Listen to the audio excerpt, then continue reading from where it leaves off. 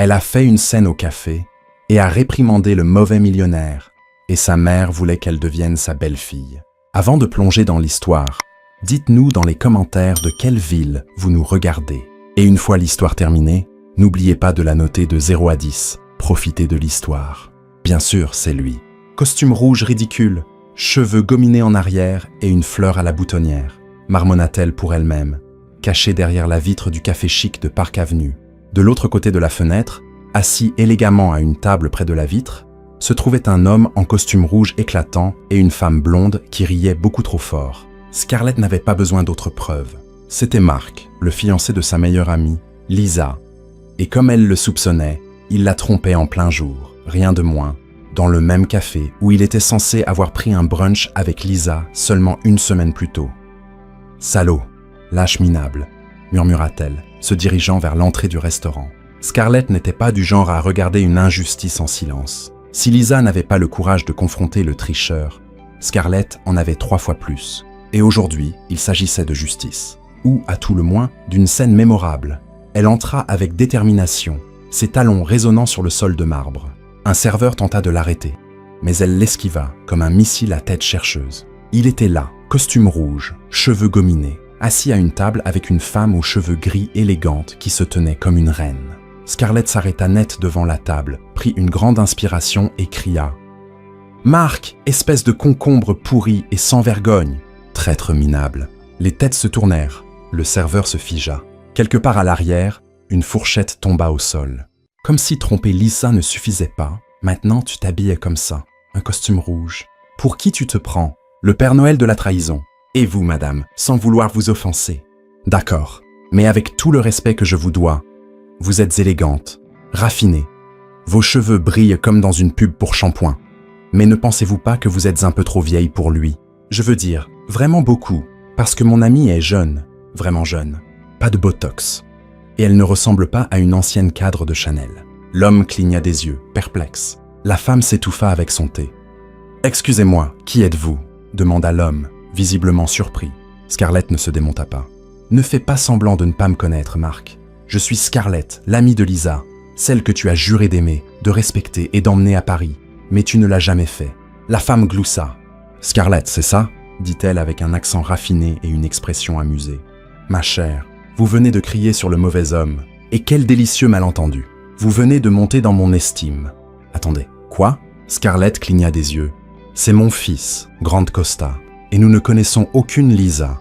En fait, il n'est fiancé à personne. Il est célibataire, très célibataire si je puis me permettre. » Les yeux de Scarlett s'écarquillèrent. La couleur quitta son visage. Elle regarda à nouveau. L'homme en costume rouge avait des yeux verts, pas ceux de Mark, et un nez plus fin.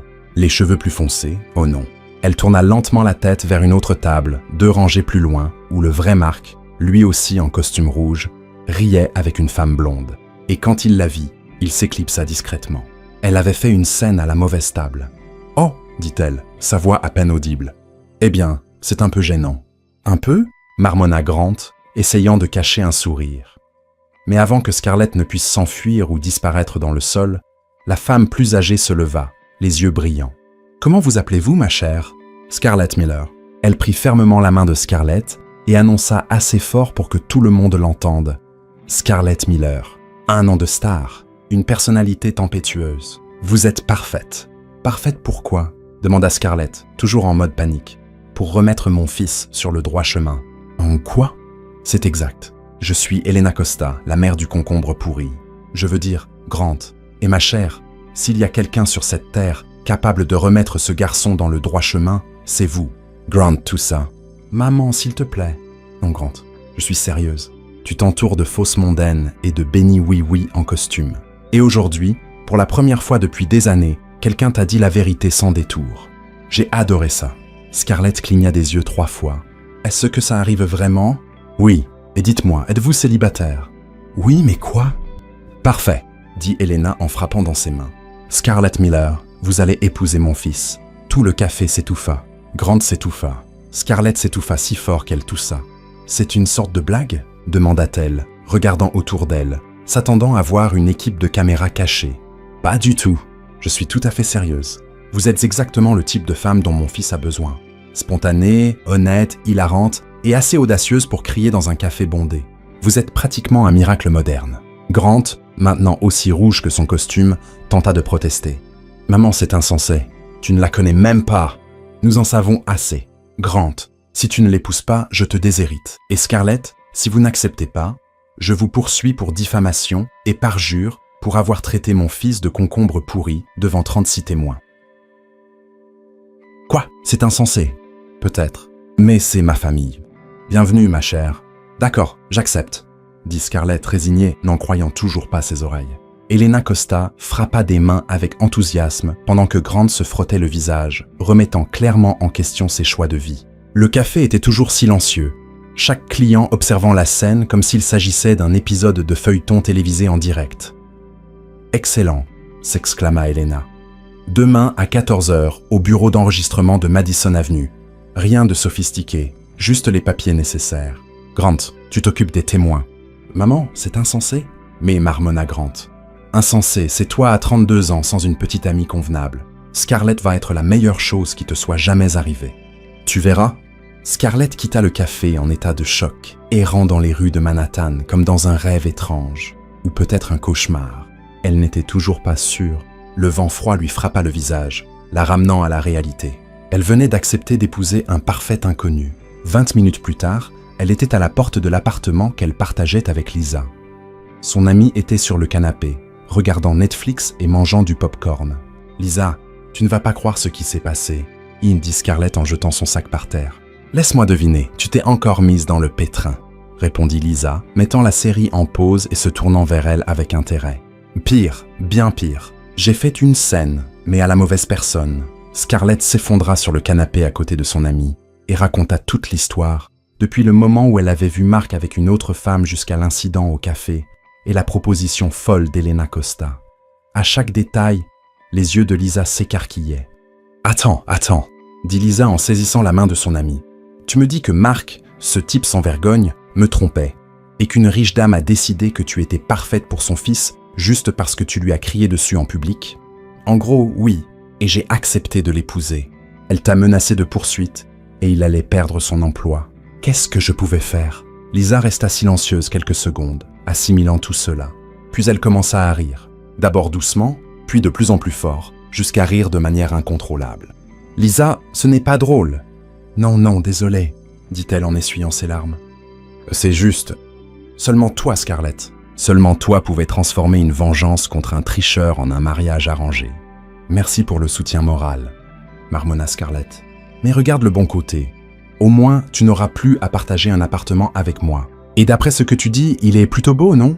Lisa, calme-toi. Je plaisante. Mais sérieusement, tu as dit que c'était temporaire. Alors ne stresse pas. Signe les papiers, vivez ensemble un moment, et ensuite vous divorcez. Simple. » Lisa prit son téléphone et composa un numéro. « Qu'est-ce que tu fais?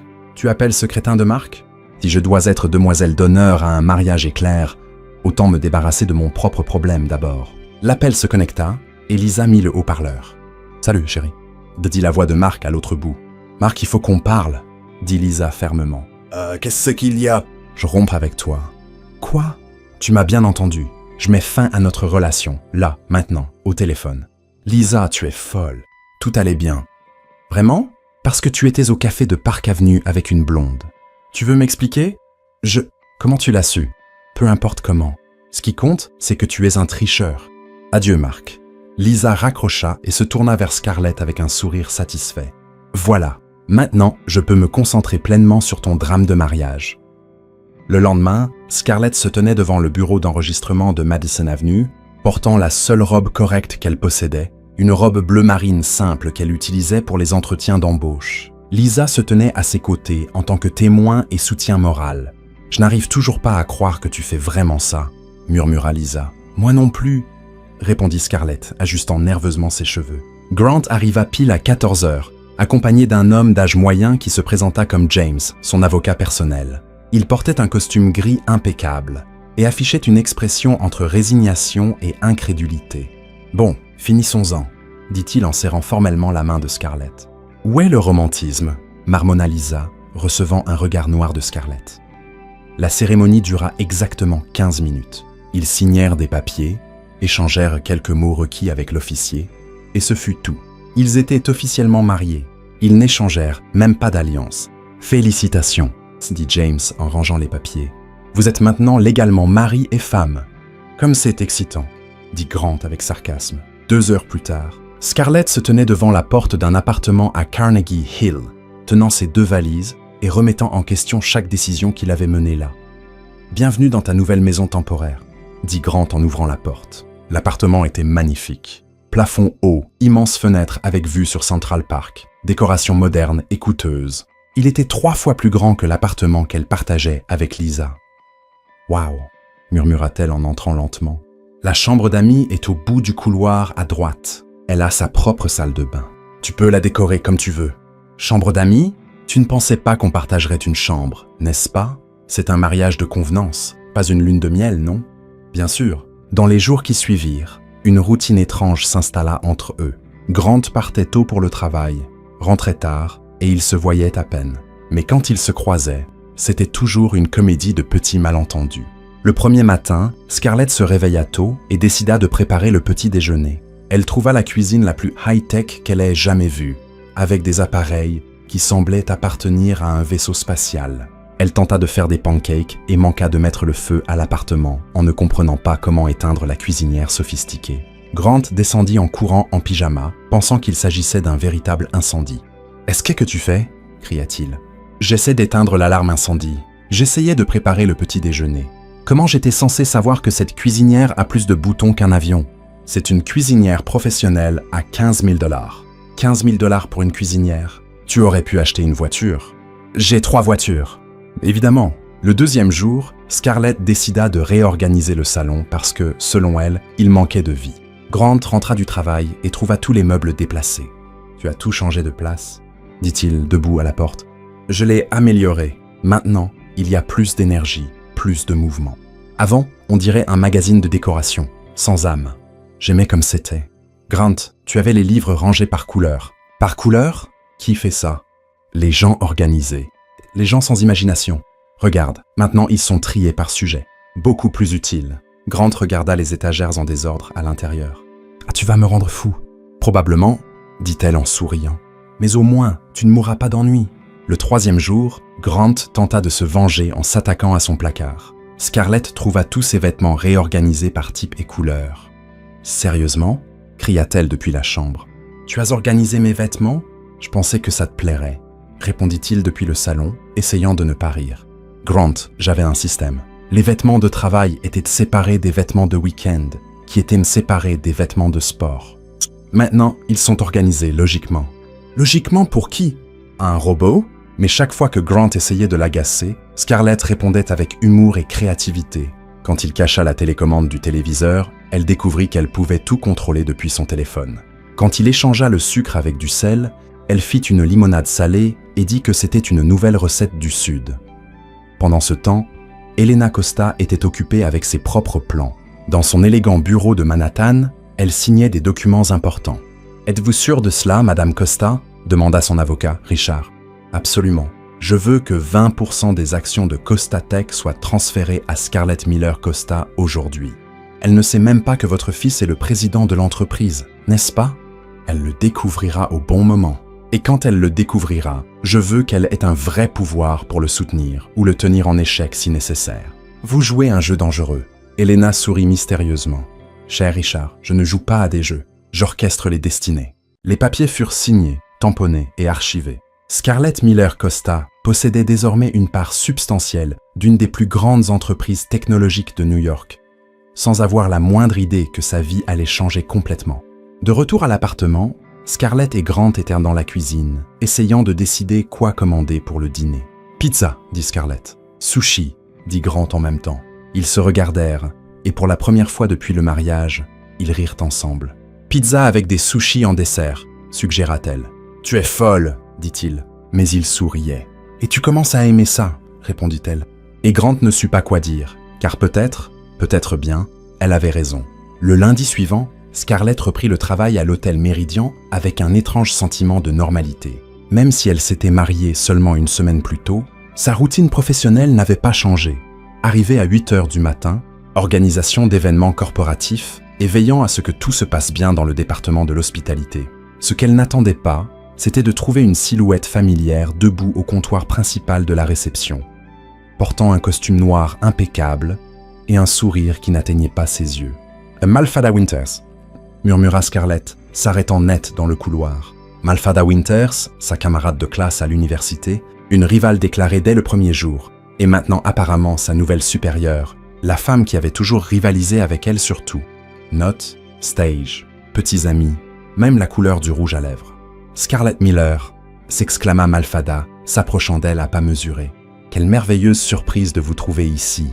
Toujours coordonnatrice d'événements, je suppose. »« Bonjour Malfada », répondit Scarlett gardant un ton neutre. « Je ne savais pas que vous étiez à New York. »« Oh, ma chère, beaucoup de choses ont changé depuis l'université. J'ai été promue directrice générale de cet hôtel il y a 2 semaines, ce qui signifie, elle fit une pause dramatique. Je suis maintenant votre supérieure. » Le sourire de Malfada était empli de satisfaction.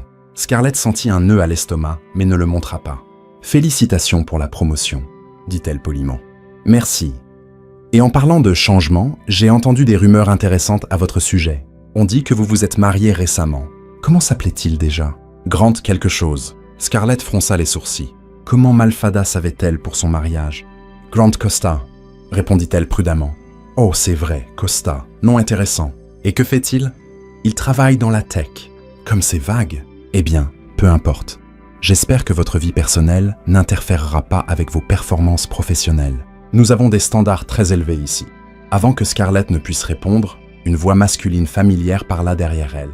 Malfada, je n'y crois pas. Scarlett se tourna et vit Mark, l'ex-petit ami de Lisa, s'approcher avec un large sourire. Il portait un costume bleu marine et une mallette en cuir. « Mark ?» Malfada ouvrit grand les bras de manière théâtrale. « Quelle coïncidence merveilleuse !»« Qu'est-ce que tu fais ici ?» demanda-t-il en l'embrassant. « Je suis la nouvelle directrice générale. Et toi ?»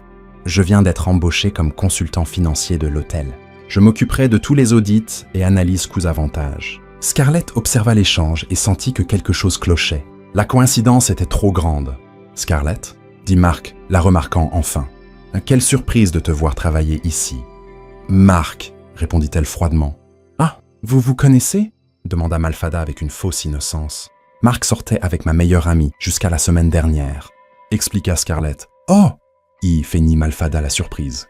Comme c'est délicat. Eh bien, j'espère que cela ne rendra pas l'environnement de travail inconfortable. » Au cours des semaines suivantes, il devint clair que Malfada et Mark s'étaient associés avec un seul objectif : rendre la vie de Scarlett misérable à l'hôtel. Cela commença par de petites choses. Malfada changeait les horaires de Scarlett à la dernière minute, lui assignait des événements impossibles à organiser seul et remettait constamment en question ses décisions devant les autres employés. « Scarlett, à propos de l'événement de jeudi, » dit Malfada pendant la réunion du matin. « Pourquoi avez-vous choisi des roses rouges pour la décoration ? Ne trouvez-vous pas ça un peu ordinaire ? » « Les roses rouges étaient une demande spécifique du client, » répondit Scarlett calmement. « Et vous n'avez pas essayé de suggérer quelque chose de plus raffiné, de plus élégant ? C'est ce que nous attendons de nos coordonnateurs. De la créativité, pas seulement suivre les instructions. » Mark, présent à la réunion en tant que consultant, ajouta « En parlant de coûts, Scarlett, le budget de l'événement de vendredi a dépassé de 12%. Comment l'expliquez-vous ? Le client a demandé des changements de dernière minute au menu.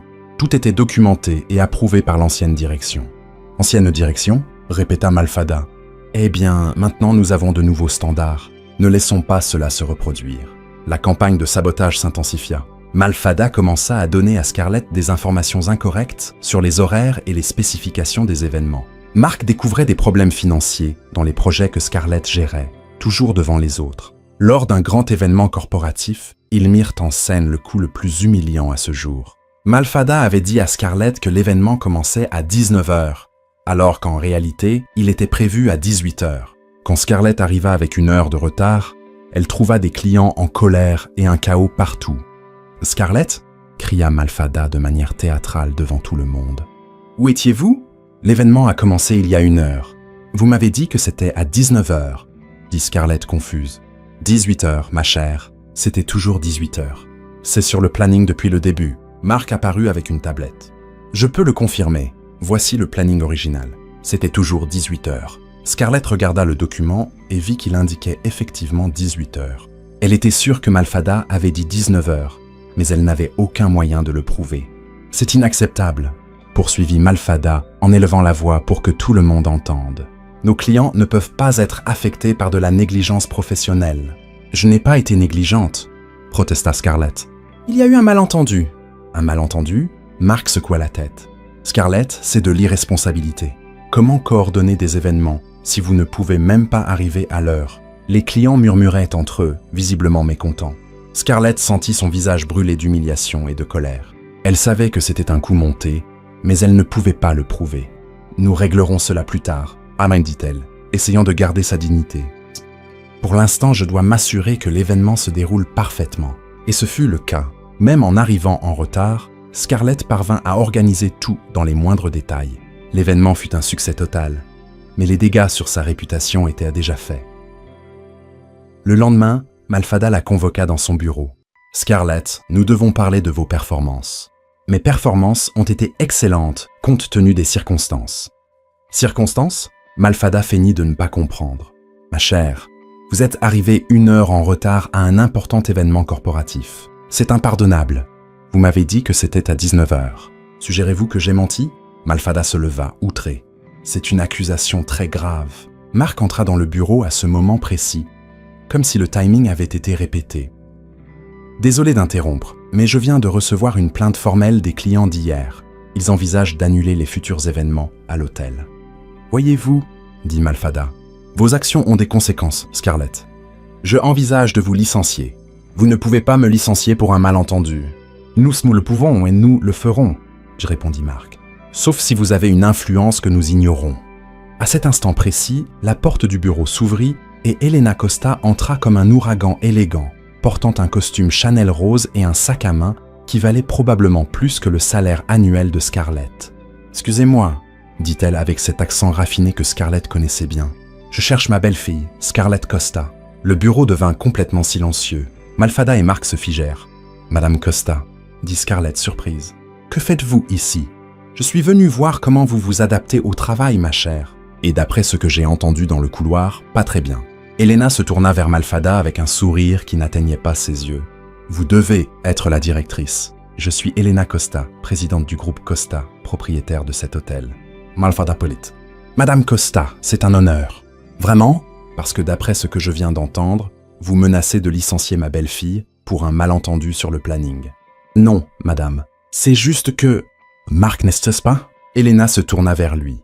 L'ex-petite amie de la meilleure amie de Scarlett. Quelle coïncidence intéressante que vous travailliez ici maintenant. Mark déglutit difficilement. « Madame, je... » Elena leva la main. « Scarlett, ma chère, aimez-vous travailler ici ?»« Oui, Madame Costa, mais c'est challenging. »« Je l'imagine. »« Eh bien, j'ai une solution. » Elena sortit un dossier de son sac. « Je viens de signer votre promotion au poste de vice-présidente des opérations hôtelières.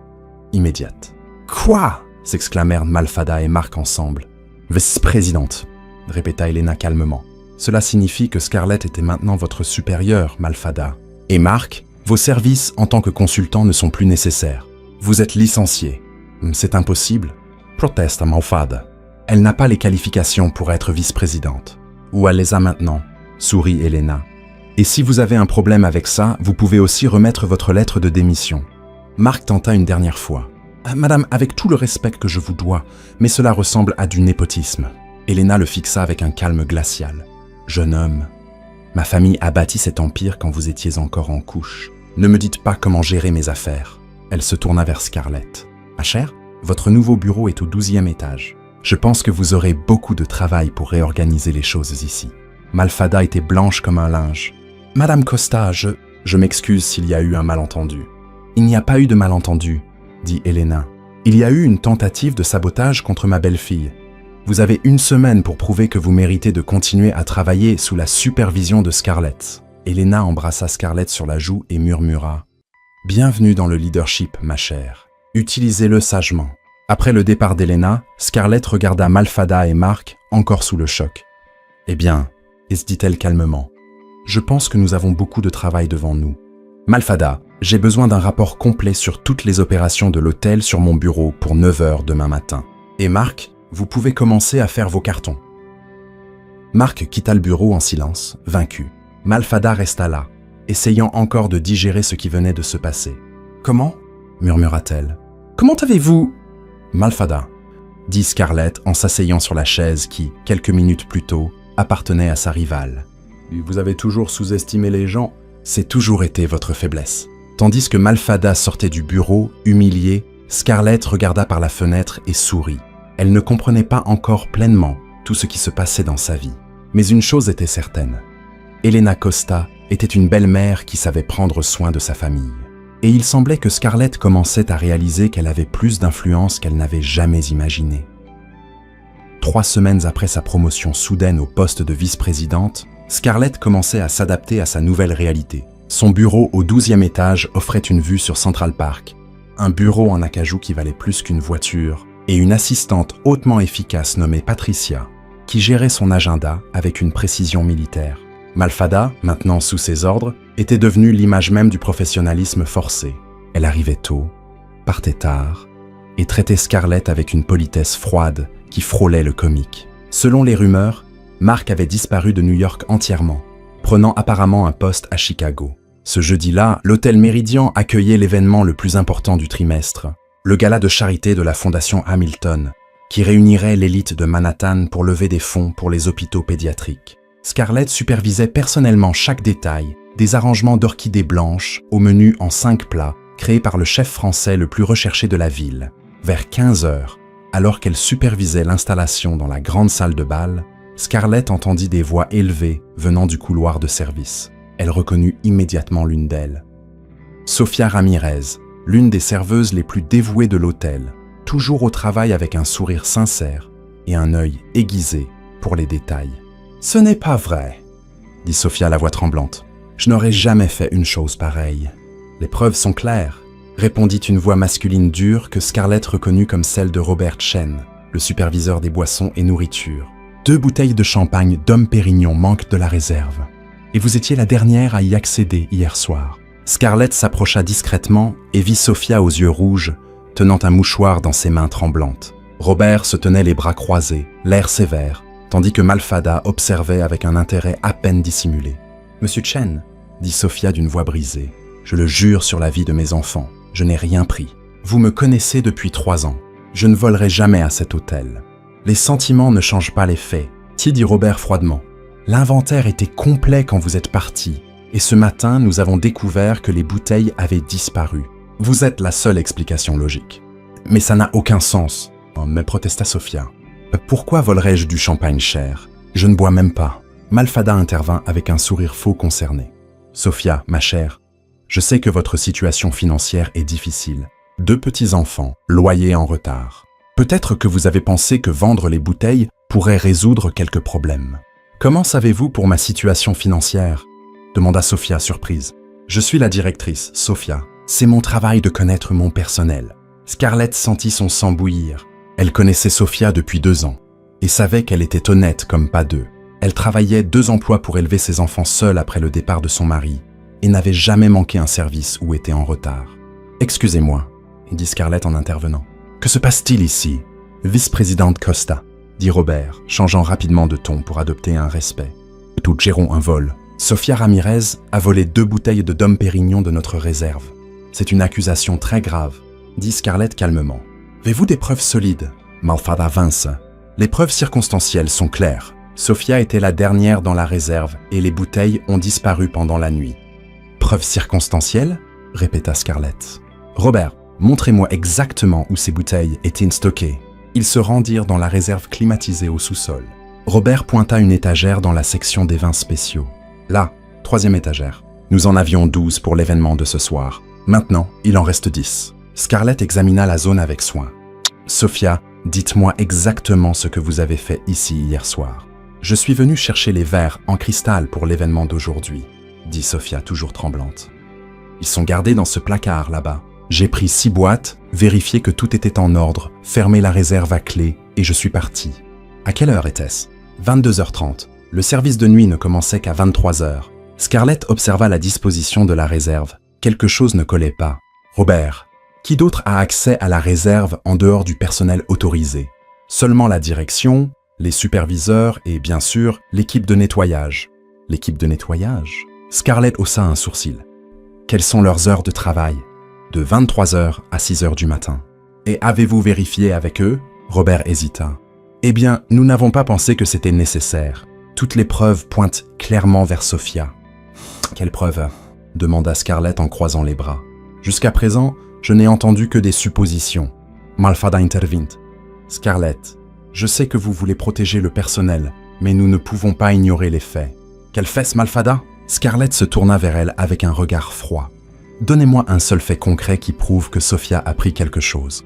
Elle était la dernière personne autorisée dans la réserve avant que le vol ne soit découvert. Et alors, ça ne prouve rien. Robert, apportez-moi une liste complète de toutes les personnes qui sont entrées dans la réserve au cours des dernières 48 heures. Vice-présidente, je ne pense pas. Je ne vous demande pas votre avis. Je vous donne un ordre. 20 minutes plus tard, Robert revint avec un rapport imprimé. Scarlett l'examina attentivement pendant que Sophia attendait anxieusement et que Malfada tapait des doigts avec impatience. « Intéressant », murmura Scarlett. « Sophia est entrée à 22h30 hier soir et est sortie à 22h45. Mais regardez, ici, James Mitchell, de l'équipe de nettoyage, est entré à 23h15 et il n'y a aucun enregistrement de sa sortie. Ce doit être une erreur du système, dit Robert rapidement. Ou peut-être que James a oublié de pointer sa sortie, ajouta Malfada. Ça arrive tout le temps. Alors, parlons à James, dit Scarlett. Patricia, faites venir James Mitchell dans mon bureau immédiatement. 15 minutes plus tard, tout le monde était réuni dans le bureau de Scarlett. James Mitchell, un homme nerveux d'une 50aine d'années, transpirait abondamment malgré la climatisation. « James, » dit Scarlett calmement, « étiez-vous dans la réserve hier soir ?»« Oui, madame, juste la routine de nettoyage habituelle. »« Et vous souvenez-vous d'avoir vu quelque chose d'inhabituel ?» James hésita, jetant un regard nerveux à Robert et Malfada. « Non, madame, tout semblait normal. »« Vous êtes sûr ?» Scarlett se pencha en avant. « Parce que votre badge n'a pas enregistré votre sortie. »« Pourquoi ?»« J'ai oublié de pointer ma sortie. »« James, depuis combien de temps travaillez-vous ici ?»« 7 ans, madame. »« Et en 7 ans, combien de fois avez-vous oublié de pointer votre sortie ?» James déglutit difficilement. « Rarement, madame. » Scarlett se leva et marcha jusqu'à la fenêtre, réfléchissant. Puis elle se retourna avec une expression déterminée. « James, laissez-moi vous demander quelque chose. Où vivez-vous ?»« Dans le Bronx, madame. »« Et comment rentrez-vous chez vous après votre service ?»« En métro, madame. » Le métro à 6 heures du matin doit être bondé. Difficile de transporter des objets supplémentaires, n'est-ce pas? James commença à transpirer encore plus. « Oui, madame. C'est pourquoi vous avez laissé les bouteilles de champagne dans votre casier ici à l'hôtel, n'est-ce pas? Pour revenir les chercher plus tard, quand ce serait moins fréquenté. » Un silence pesant envahit la pièce. James baissa les yeux, vaincu. « Mais comment l'avez-vous deviné ?» murmura-t-il. « Simple logique, » dit Scarlett. « Sophia ne boit pas. Elle a 2 jeunes enfants et une réputation irréprochable. Elle ne volerait jamais quelque chose qu'elle ne pourrait même pas vendre facilement. Vous, en revanche, avez un accès illimité à la réserve pendant la nuit, quand personne n'est là. » Robert était sans voix. « James, est-ce vrai? J'avais besoin d'argent. » admit James, s'effondrant. « Ma femme est malade et les médicaments sont chers. Où sont les bouteilles ?» demanda Scarlett, non sans compassion. « Dans mon casier, dans la salle du personnel. » Scarlett se tourna vers Sophia, qui pleurait de soulagement. « Sophia, vous êtes complètement blanchie de toute accusation, et je veux que vous sachiez que votre emploi est sécurisé. En fait, je vous promeus superviseuse de l'équipe des événements spéciaux. »« Merci, madame, » dit Sophia, à peine capable de parler à travers l'émotion. « Merci de m'avoir cru. »« Robert, » dit Scarlett en se tournant vers le superviseur. « James sera transféré dans un autre département avec un salaire réduit, mais il ne sera pas licencié. Nous allons l'aider à trouver des ressources pour prendre soin de sa femme. Quant à vous, j'espère que cela vous apprendra à enquêter correctement avant de porter des accusations. »« Oui, madame, je m'excuse pour l'erreur. » Scarlett se tourna vers Malfada, qui semblait visiblement mal à l'aise. « Malfada, j'ai besoin de vous parler seul. » Une fois tout le monde parti, Scarlett fit face à sa subordonnée. « Vous saviez que ce n'était pas Sophia, n'est-ce pas ?»« Que voulez-vous dire ?» « Vous connaissez la situation financière de tous les employés, rappelez-vous, y compris celle de James. Je parie que vous saviez qu'il était désespéré pour de l'argent. » Malfada ne répondit pas, mais son expression confirma les soupçons de Scarlett. « Vous avez laissé Sophia être accusée injustement en espérant que je la licencie. Pourquoi? Parce qu'elle est compétente et appréciée. Scarlett, vous êtes paranoïaque.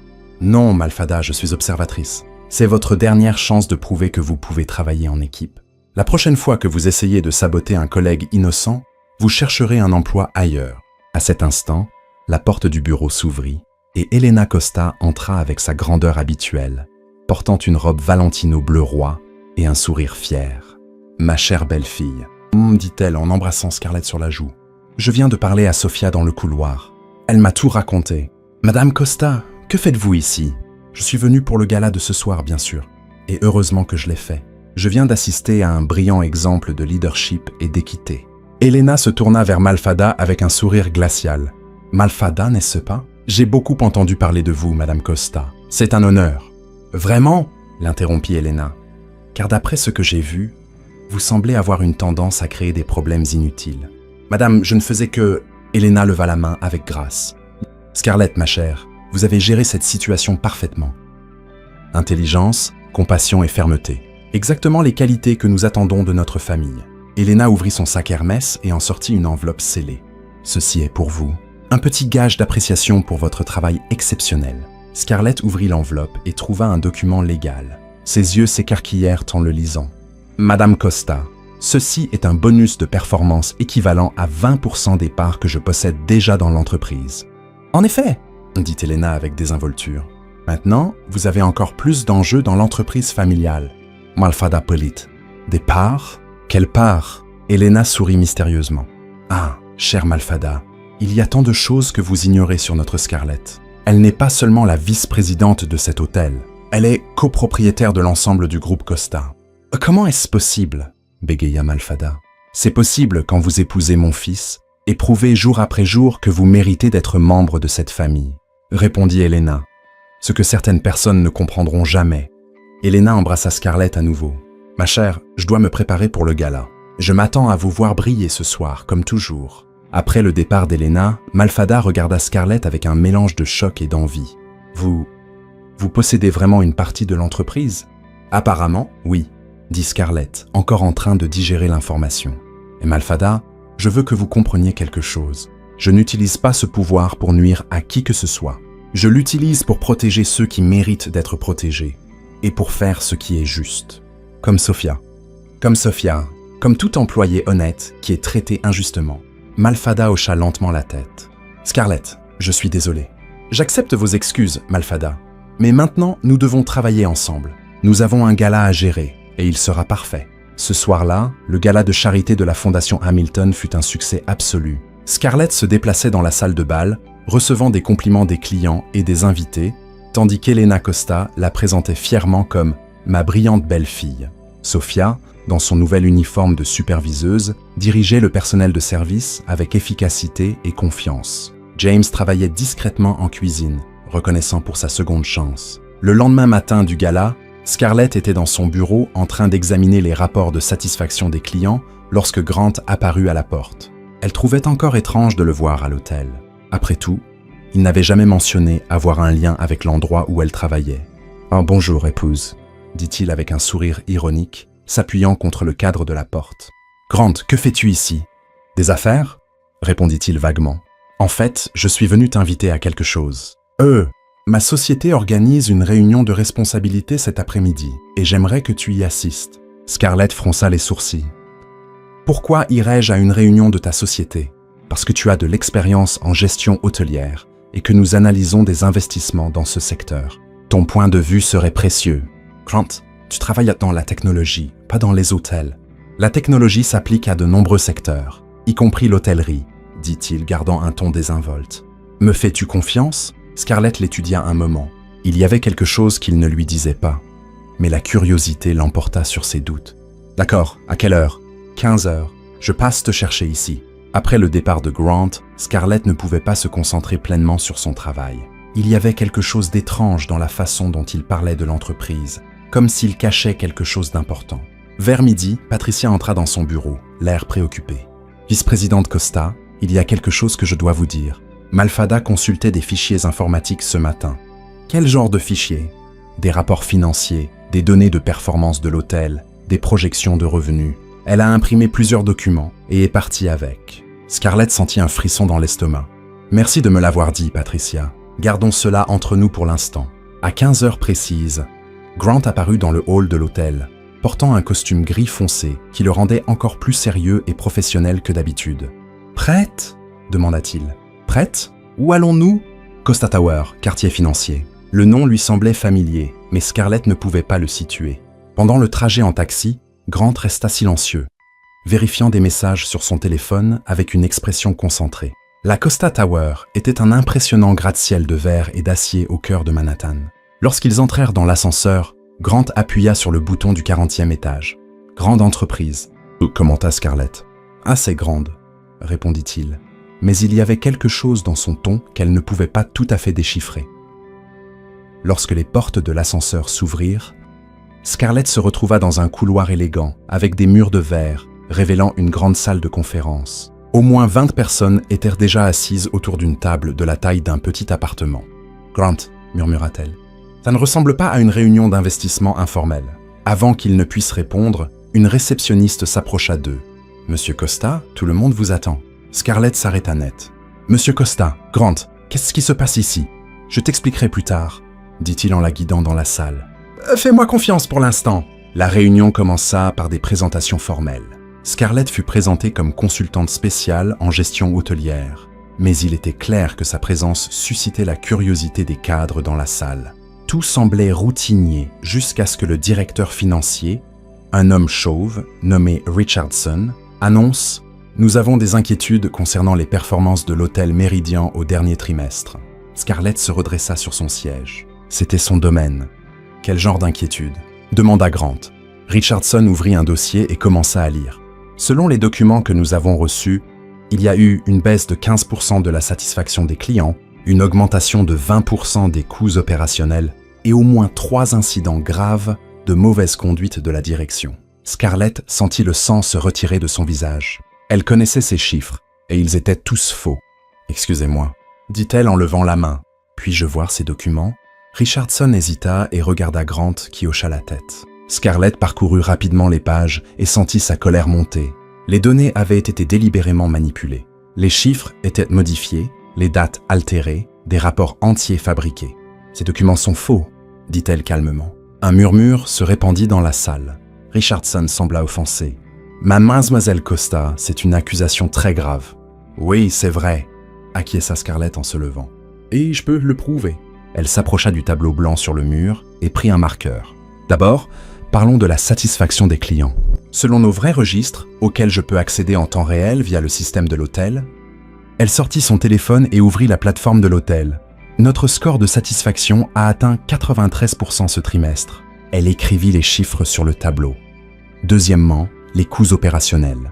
Poursuivit Scarlett. « Oui, ils ont augmenté, mais seulement de 5% en raison des investissements dans des améliorations qui ont conduit à cette hausse de la satisfaction des clients. » Scarlett continua à présenter les données réelles, contrant chaque affirmation fausse des documents.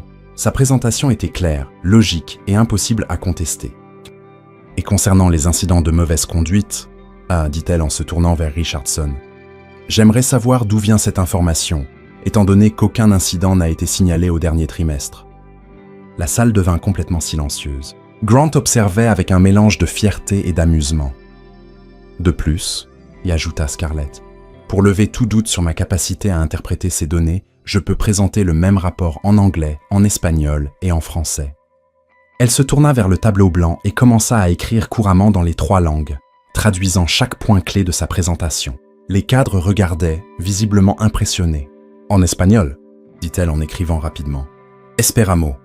Puis elle passa au français. « Service ». Lorsqu'elle eut terminé, elle se tourna vers la salle avec une expression calme. « Maintenant, j'aimerais vraiment savoir qui a fourni ces documents falsifiés et pourquoi. » Richardson semblait visiblement mal à l'aise. « J'ai reçu ces rapports d'une source externe qui s'est identifiée comme la directrice de l'hôtel. »« Ah, son nom ?» demanda Scarlett froidement. « Malfada Winters. » Scarlett hocha la tête, pas surprise. « Et j'imagine que la même source a suggéré que je n'étais pas la bonne personne pour représenter cette réunion. »« Eh bien oui, elle a dit que vous n'aviez pas les qualifications nécessaires pour... » « Pourquoi ?» Scarlett croisa les bras. « Pour gérer un hôtel avec un taux de satisfaction des clients de 93%, organiser des événements qui génèrent des millions de revenus ou présenter des données précises dans 3 langues. Grant se leva lentement, et pour la première fois depuis qu'ils étaient entrés dans la salle, il dégagea une présence que Scarlett n'avait jamais vue auparavant, autoritaire, confiante, clairement habituée à diriger. « Mesdames et messieurs, dit-il fermement, j'aimerais clarifier certaines choses. Premièrement, Scarlett Costa n'est pas seulement une consultante. Elle est vice-présidente de l'hôtel Méridien et mon épouse. » Des murmures emplirent la salle. Deuxièmement, quiconque tente de saboter sa réputation ou de remettre en question sa compétence aura affaire directement à moi. Et troisièmement, il marqua une pause pour les faits. J'espère que cette journée a clairement montré le niveau d'excellence que nous attendons de notre équipe. Richardson était pâle. Monsieur Costa, je ne savais pas quelle était votre épouse. Vous le savez maintenant, répondit Grant sèchement. Et j'espère que cela met fin à tout autre doute sur ses qualifications. Après la réunion, dans l'ascenseur descendant, Scarlett se tourna enfin vers Grant. Très bien, maintenant tu vas m'expliquer ce qui se passe. Grant sourit, visiblement plus détendu. C'était toi qui prouvais à quel point tu es brillante. Grant, ils t'ont appelé Monsieur Costa. C'est Costa Tech, n'est-ce pas? En effet. Et tu es.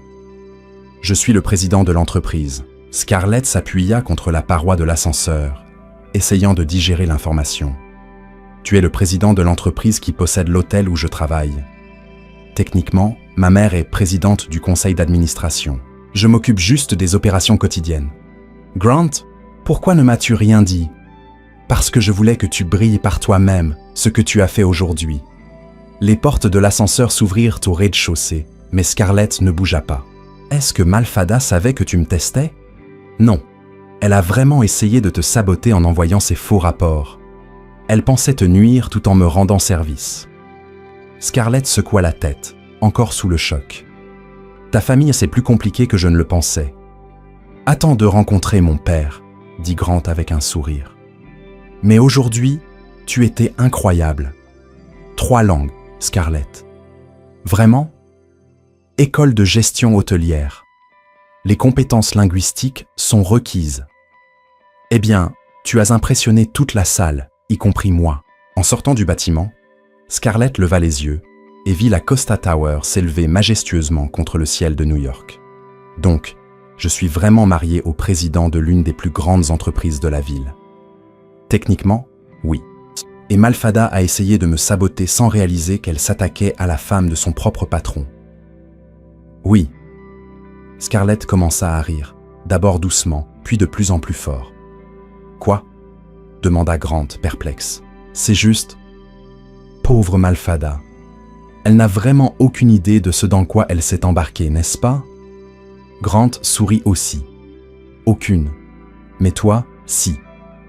Et pour la première fois depuis leur mariage arrangé, Scarlett regarda Grant et pensa que peut-être, juste peut-être, être mariée à lui n'était pas la pire chose qui lui soit jamais arrivée. Sur le chemin du retour, ils parlèrent plus en 30 minutes qu'ils ne l'avaient fait au cours de toutes les semaines précédentes combinées. Donc, dit Scarlett, encore en train de tout assimiler, ta mère a vraiment arrangé notre mariage en sachant exactement qui tu étais et où je travaillais. Connaissant ma mère, elle a probablement enquêté sur toute ta vie avant le jour de notre mariage, répondit Grant en riant. Helena Costa ne fait rien par hasard. Ça explique beaucoup de choses, comme comment elle savait que je travaillais au Méridien et connaissait ma situation financière. Grant hocha la tête et sourit. Ils restèrent silencieux quelques minutes, regardant la ville défiler. Enfin, Grant se tourna vers elle. « Scarlett, puis-je te demander quelque chose ?»« Bien sûr. Regrettes-tu d'avoir dit oui à notre mariage ?» Elle réfléchit soigneusement avant de répondre. « Honnêtement, au début, oui. Je pensais que vous étiez tous complètement fous. Mais maintenant, je ne sais pas. Ça a été intéressant. » Intéressant? C'est une façon polie de dire chaotique, imprévisible et étrangement amusant. Grant rit. C'est la meilleure description de ma famille que j'ai jamais entendue. « Et toi ?» demanda Scarlett. « Regrettes-tu » ? Étonnamment, non, dit-il en la regardant droit dans les yeux. En fait, je voulais t'inviter à autre chose. Quel genre d'invitation? Parce que si c'est pour une autre réunion d'affaires, je préférerais éviter. Non, Grant rit. Un dîner ce soir. Un vrai dîner. Pas ces repas bizarres qu'on partage à la maison où on fait semblant d'être juste colocataire. Scarlett sentit une étrange sensation dans l'estomac. Comme un rendez-vous? Exactement comme un rendez-vous. Elle l'étudia un moment. Il y avait quelque chose de différent chez Grant depuis la réunion. Moins formel, plus authentique. D'accord, dit-elle enfin. Mais je choisis le restaurant. Marché conclu. 3 heures plus tard, Grant se tenait à la porte d'un petit restaurant italien dans le village, clairement hors de sa zone de confort. L'endroit était chaleureux, avec des tables trop rapprochées les unes des autres et un menu écrit à la main sur un tableau noir. « Scarlett, dit-il lorsqu'elle arriva, es-tu sûre que c'est le bon endroit? Grant, tu as mangé dans des restaurants étoilés Michelin toute ta vie. Ce soir, tu vas goûter de la vraie nourriture. » Le serveur, un Italien authentique, nommé Giuseppe, les conduisit à une petite table près de la fenêtre. « Première fois ici ?» demanda Giuseppe à Grant, avec un accent marqué. « Oui », répondit Grant, regardant nerveusement le menu manuscrit. « Ah, laissez-moi faire alors », dit Giuseppe avec enthousiasme. « Je vais préparer quelque chose de spécial. » Grant murmura à Scarlett. « Il n'a même pas demandé ce qu'on voulait manger. » C'est comme ça que ça marche ici. Giuseppe décide de ce dont tu as besoin en fonction de ton visage. Et quel visage j'ai? Celui de quelqu'un qui n'a jamais mangé de pâtes maison de sa vie. Giuseppe revint avec une bouteille de vin rouge et 2 assiettes fumantes de linguine al vongole. « Ecco !» s'exclama-t-il en servant généreusement. « Linguine aux palourdes, préparée comme ma nonna le faisait à Naples. » Grant fixa l'assiette pleine de palourdes comme si c'était des extraterrestres. « Giuseppe, » dit Scarlett, « mon mari ici présent est un peu inexpérimenté avec les fruits de mer. »« Mari ?» Les yeux de Giuseppe s'écarquillèrent. « Madonna mia, jeune mariée. »« Quelque chose comme ça, » marmonna Grant. « Allora !» Giuseppe frappa dans ses mains. « Ce soir, c'est spécial, romantique, amore, passion. » Il disparut en cuisine et revint avec des bougies qu'il alluma de manière théâtrale sur leur table, murmurant quelque chose en italien, visiblement des bénédictions pour leur mariage. « Scarlett !»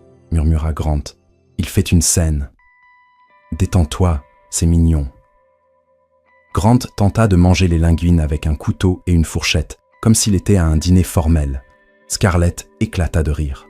« Grant, tu manges des pâtes, tu ne fais pas une chirurgie cardiaque. »« Y a-t-il une bonne façon de manger ça ? » ?»« Comme ça. » Elle lui montra comment enrouler les pâtes sur sa fourchette avec l'aide d'une cuillère. « Tu vois ?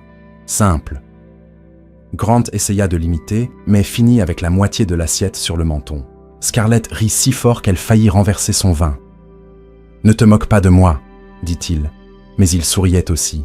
« Désolé, mais tu devrais te voir, le grand président de Costa vaincu par une assiette de pâtes. » Giuseppe réapparut, cette fois avec un petit accordéon. « Per gli sposi » annonça-t-il, commençant à jouer une chanson italienne romantique. « Oh non !» murmura Grant. « Oh oui !» dit Scarlett, s'amusant pleinement.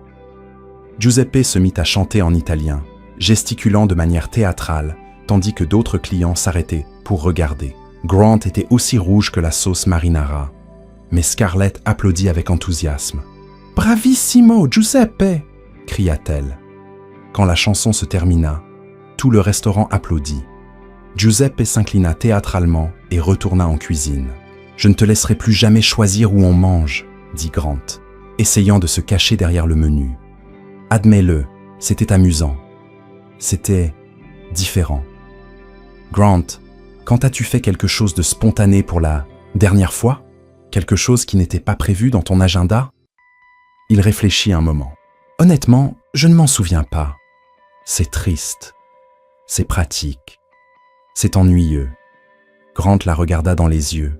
« Tu penses que je suis ennuyeux? »« Je le pensais, » dit-elle en souriant. « Mais tu t'améliores. » Après le dîner, ils se promenèrent dans les rues du village. La nuit était fraîche et Scarlett resserra son manteau.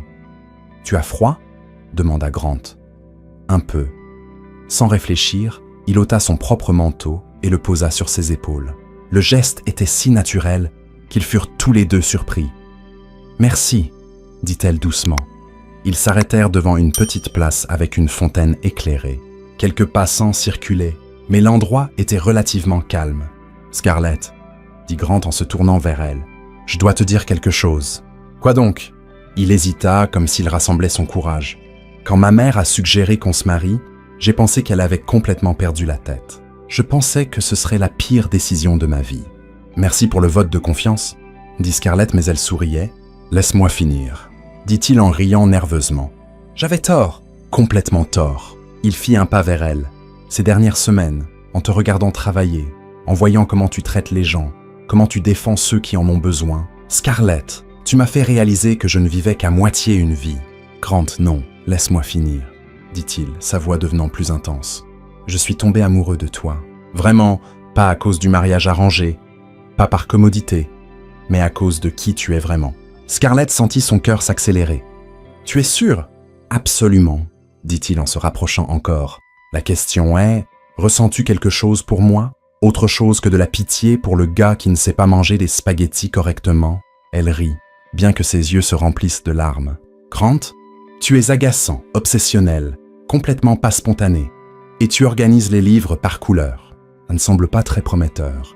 Mais, poursuivit-elle en posant une main sur sa joue, tu es aussi gentil, intelligent, tu as un sourire que tu caches trop, et tu me fais sentir que je peux conquérir le monde. Et ça veut dire ?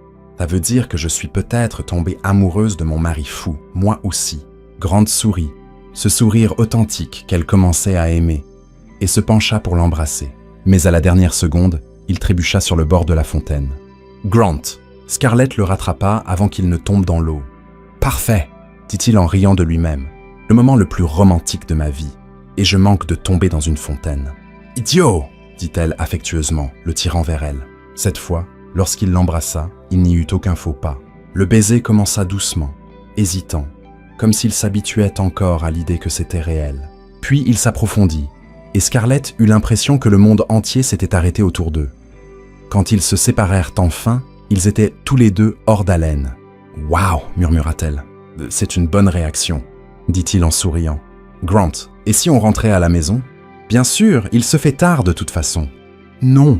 dit-elle en le regardant dans les yeux. « À la maison, ensemble ? Pour de vrai ?» Une compréhension se répandit lentement sur le visage de Grant. « Scarlett, tu es sûre ? » ?»« Je suis sûr. Je veux découvrir ce que c'est vraiment d'être marié à toi. » Ils rentrèrent, main dans la main, à l'appartement, l'énergie entre eux passant de nerveuse à électrique. Dans l'ascenseur, Grant la tira à nouveau vers lui, l'embrassant contre la paroi. « Tu es sûr de ça ?» murmura-t-il contre ses lèvres. « Grant, arrête de demander et embrasse-moi. » Et il le fit. Cette nuit-là, le mariage arrangé de Scarlett et Grant devint enfin quelque chose de réel. Et Helena Costa, qui à cet instant précis prenait le thé dans son appartement à 3 blocs de là, sourit mystérieusement à elle-même, comme si elle savait exactement ce qui se passait. « Mission accomplie », murmura-t-elle, trinquant seule avec sa tasse de porcelaine. 2 semaines après la nuit qui changea tout entre Scarlett et Grant, ils prenaient un petit déjeuner tranquille dans l'appartement lorsque l'interphone sonna avec insistance. « Tu attends quelqu'un ?» demanda Grant en jetant un œil à l'horloge. « Il est 8 heures du matin. »« Non !» répondit Scarlett en fronçant les sourcils. « Patricia ne travaille pas le samedi. » Grant répondit à l'interphone et une voix féminine familière résonna dans l'appartement. « Scarlett, c'est moi, ta sœur Rachel. Nous sommes en bas. » Scarlett faillit laisser tomber sa tasse de café. « Rachel, qu'est-ce que tu fais à New York ?»« Surprise !»« On peut monter ?» Grant regarda Scarlett, visiblement nerveuse. « De la famille ? Ma petite sœur ? Et à en juger par sa voix, probablement mes parents aussi, » dit-elle en passant une main dans ses cheveux. « Grant, je ne leur ai pas parlé depuis presque 2 ans. »« Pourquoi pas ? » ?»« Ben, c'est compliqué. Ils n'approuvaient pas mes choix de vie. Et je n'approuvais pas leurs attentes. Tu vois le genre. Veux-tu que je parte ? » ?»« Non, » dit-elle rapidement. « En fait, je pense qu'il est temps que tu découvres d'où je viens. » 5 minutes plus tard, la porte de l'appartement s'ouvrit et Scarlett se retrouva dans les bras d'une femme de 25 ans, aux cheveux bouclés et au sourire identique au sien. « Scarlett !» s'exclama Rachel. « Tu es magnifique dans cet appartement. Mon Dieu !» Derrière Rachel arrivèrent Robert et Margaret Miller, les parents de Scarlett. Robert était grand et mince, avec des cheveux gris et des mains calleuses, témoignant d'une vie de travail manuel. Margaret était délicate, avec les mêmes yeux verts que sa fille, mais une expression plus réservée. « Ma chérie », dit Margaret en serrant Scarlett doucement dans ses bras. « Est-ce que tu vas bien ?»« Je vais très bien, maman », répondit Scarlett, encore en train d'assimiler la visite surprise. « Mais que faites-vous tous ici ?»« Oh, c'est vrai !» Rachel se tourna vers Grant, qui observait tout avec intérêt. « Tu dois être le célèbre mari. Je suis Rachel, la sœur cadette et préférée de Scarlett. »« Grant Costa », dit-il en tendant la main avec un sourire. « Enchanté de vous rencontrer. » Robert s'avança et serra la main de Grant fermement, le jaugeant clairement. « Robert Miller, le père de Scarlett. J'ai entendu dire que vous vous êtes mariés plutôt rapidement. »« Papa », dit Scarlett sur un ton d'avertissement. « Tout va bien », dit Grant diplomatiquement. Ce fut un coup de foudre. « C'est vrai. » Margaret regarda autour de l'appartement, visiblement impressionnée. « Scarlett, ma chérie, cet endroit est très élégant. Grant a bon goût en matière de décoration. » Scarlett sentit la tension dans l'air. « Et que fais-tu exactement ?» demanda Robert, allant droit au but. « La technologie, » répondit Grant. « Je dirige une entreprise ici à Manhattan. » Rachel rit. « Papa, tu lui fais le discours du beau-père surprotecteur. Scarlett a 30 ans. »« Elle a raison !» ajouta Scarlett. « Allez, asseyez-vous. Je vous sers du café ? Un petit déjeuner ?» Pendant que Scarlett préparait du café et que Grant essayait de briser la glace en discutant des Knicks avec Robert, Rachel tira sa sœur à part dans la cuisine. « Scar, il faut que je te parle, » chuchota-t-elle. « On n'est pas juste venu pour rencontrer ton mari. »« Je m'en doutais.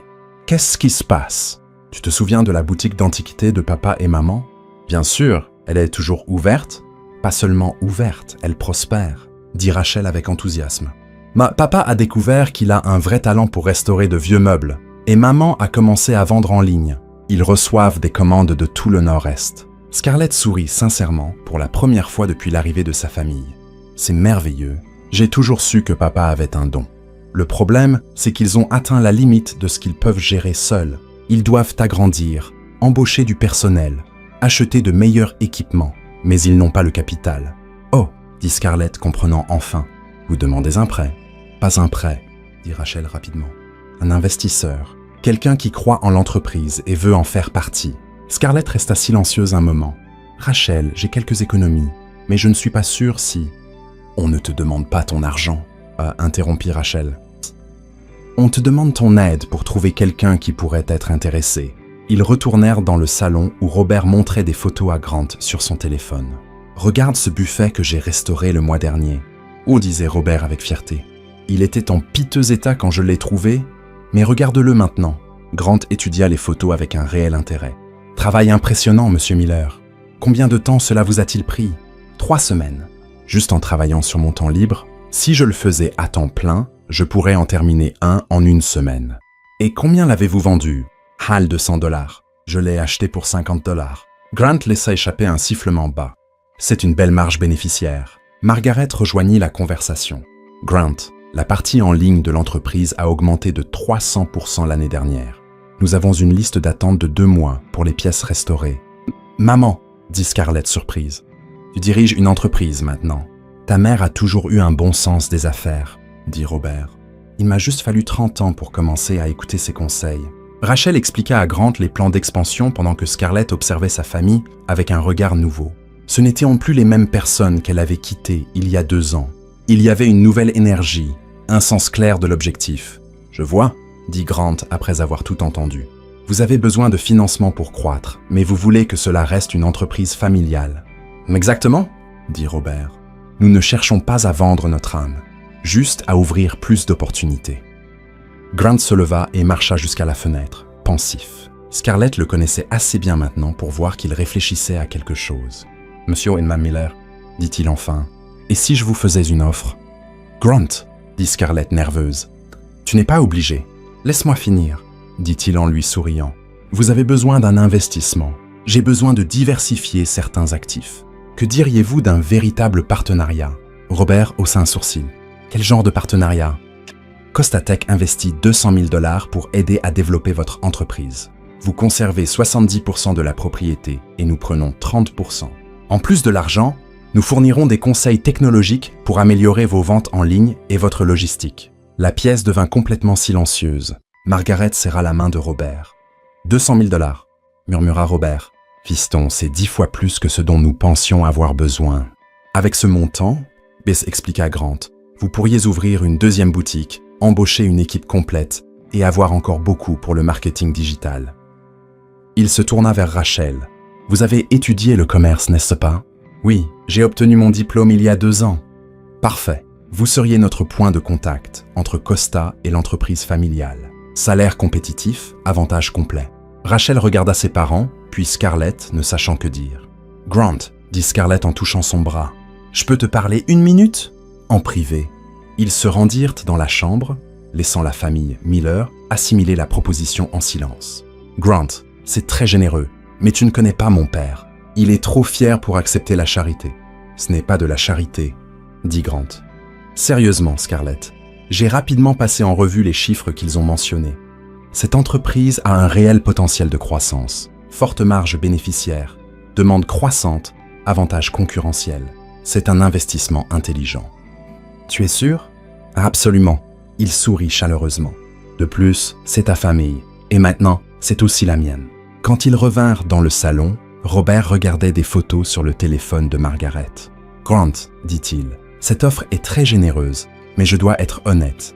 Je n'ai jamais travaillé avec des investisseurs corporatifs. J'ai peur de perdre le contrôle de ce que j'ai construit. Je comprends parfaitement, dit Grant.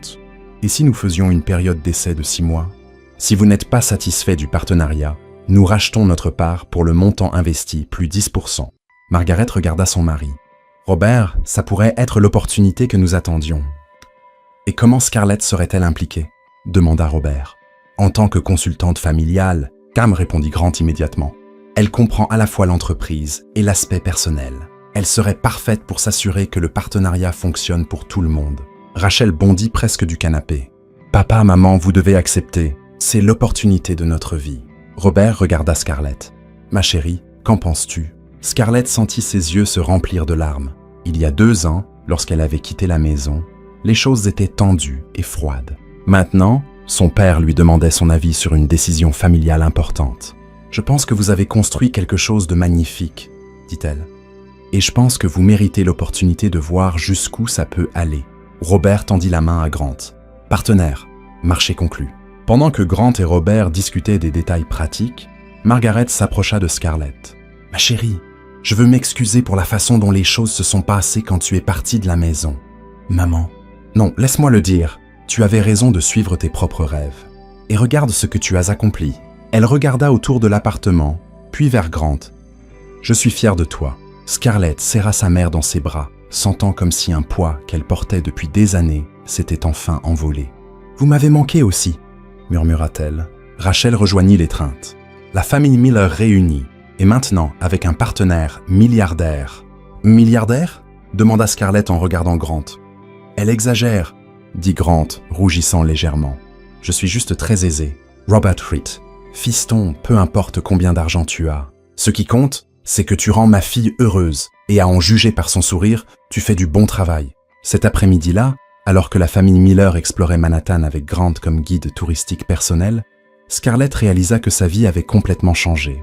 Non seulement elle avait trouvé l'amour là où elle s'y attendait le moins, mais elle s'était aussi reconnectée avec sa famille. Et pour la première fois depuis longtemps, l'avenir semblait rempli de possibilités infinies. 6 semaines après la visite de la famille Miller, Scarlett était dans son bureau à l'hôtel lorsqu'une soudaine vague de nausées la frappa. Elle se précipita dans la salle de bain privée, une main sur la bouche, et lorsqu'elle revint, Patricia la regardait avec inquiétude. « Vice-présidente Costa, vous allez bien? C'est la 3e fois cette semaine. » Scarlett se figea en plein pas alors qu'une réalisation soudaine la frappa comme un éclair. 3 semaines de nausées matinales, une fatigue inexpliquée, et son cycle était en retard. « Patricia, annulez mes rendez-vous pour cet après-midi, » dit-elle en attrapant son sac rapidement. « J'ai quelque chose d'urgent à régler. » 1 heure plus tard, Scarlett était assise dans la salle de bain chez elle, fixant 2 tests de grossesse affichant le même résultat. Positif. « Mon Dieu !» murmura-t-elle, partagée entre la panique et l'excitation. « Mon Dieu, mon Dieu !» Elle entendit la porte d'entrée s'ouvrir et la voix de Grant résonna dans l'appartement. « Ah, Scarlett, je suis rentrée. Patricia m'a appelé en disant que tu étais partie tôt. »« Je suis ici !» cria-t-elle, encore sous le choc. Grant apparut à la porte de la chambre. « Tu vas bien? Patricia a dit que tu ne te sentais pas. Il s'arrêta en voyant son expression et les tests dans sa main. Scarlett, ce sont... positifs? Oui, dit-elle, sa voix à peine audible. Grant, je suis enceinte. Le silence dura exactement 3 secondes avant que Grant ne traverse la pièce en 2 enjambées. Prenne Scarlett dans ses bras et la fasse tournoyer dans la maison. Vraiment? Cria-t-il en riant. Vraiment, Grant. Pose-moi, j'ai la nausée. Il la posa doucement sur le canapé, s'agenouilla devant elle et lui prit les mains. Ah, comment te sens-tu? Es-tu heureuse? Inquiète? Faut-il appeler un médecin? Planifier des tests? Grant respire, dit-elle en riant de son excitation. Je suis heureuse. Inquiète aussi, mais heureuse. On va avoir un bébé, dit-il comme s'il testait les mots. Un bébé, Scarlett. On va avoir un bébé, répéta-t-elle. Et cette fois, elle ressentit toute la joie de cette nouvelle sans peur. Grant l'embrassa doucement. Je t'aime tellement. Je t'aime aussi.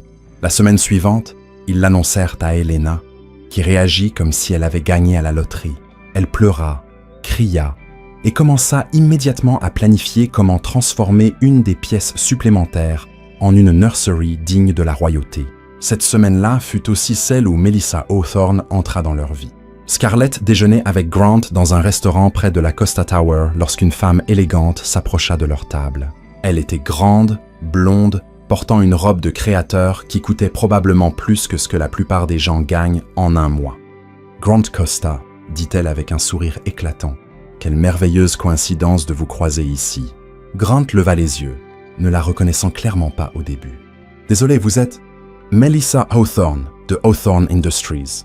Nous nous sommes rencontrés au gala de charité du Country Club le mois dernier. »« Ah, c'est vrai, Melissa.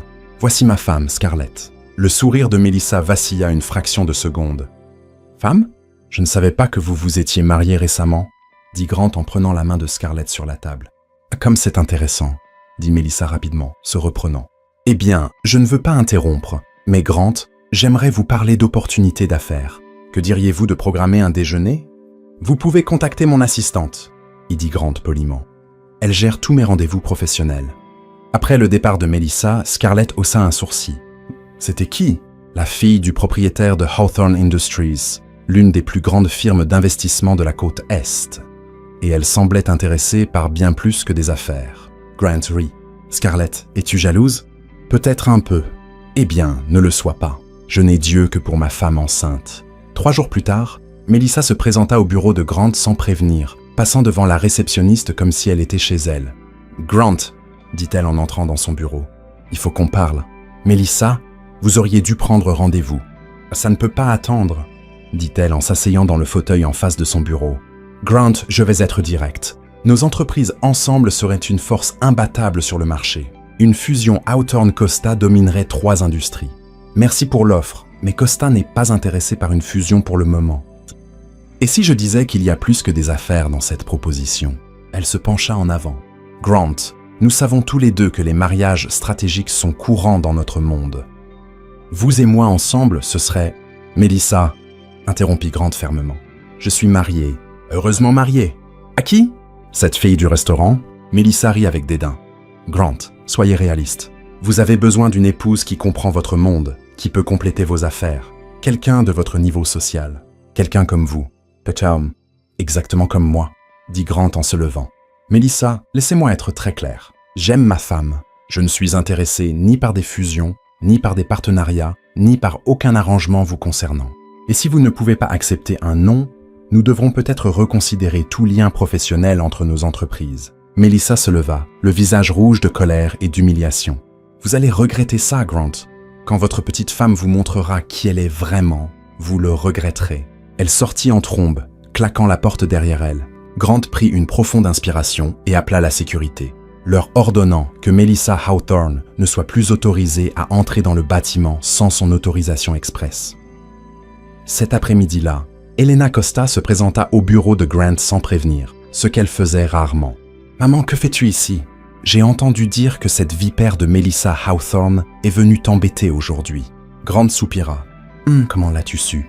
Mon chéri, j'ai des yeux et des oreilles partout à Manhattan. » Elle est sortie d'ici en furie et est allée directement au club raconter à ses amis que tu l'as rejetée à cause d'une chercheuse d'or qui t'a épousée pour ton argent. Elle a dit ça à propos de Scarlett, parmi d'autres choses bien pires. Elena s'assit gracieusement. « Grant, il faut que je te dise quelque chose à propos de ta femme. » Le cœur de Grant se mit à battre plus vite. « Quoi donc?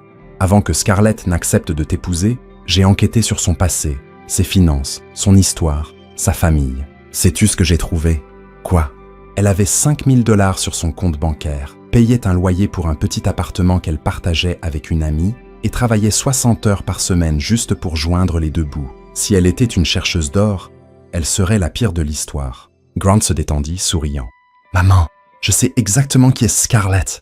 Je sais que tu le sais, mais je veux que tu te souviennes que chaque fois que quelqu'un comme Melissa Hawthorne remet en question les intentions de ta femme, tu as mon soutien total pour les remettre à leur place. » « Merci, maman. » Elena se leva et embrassa son fils sur la joue. « De plus, Scarlett m'a donné quelque chose qu'aucune héritière ambitieuse ne pourrait jamais me donner. »« Quoi donc? » ?»« Elle m'a rendue vraiment heureuse.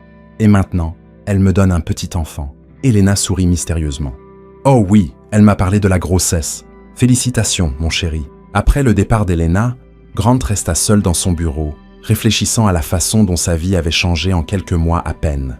Il avait une femme qu'il aimait vraiment, un bébé en route et une famille qui prenait enfin tout son sens. Et si Melissa Hawthorne ou qui que ce soit d'autre pensait pouvoir perturber cela, ils avaient tort sur toute la ligne.